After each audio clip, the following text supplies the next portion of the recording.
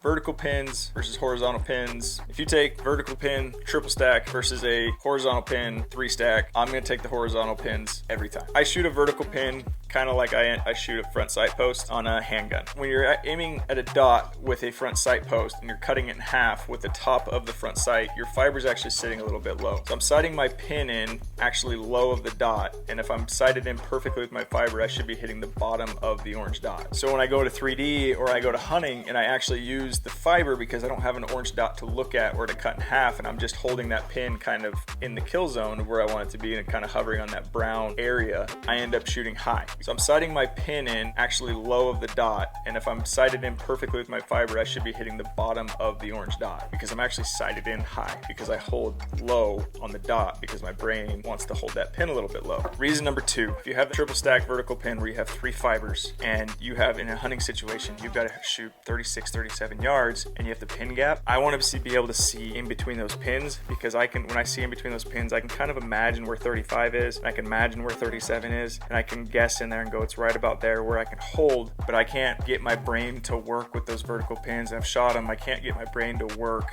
with that post in the way and looking at that black post and imagining where 35 is and then holding there when I can't actually see the target, especially when you get out to further distances.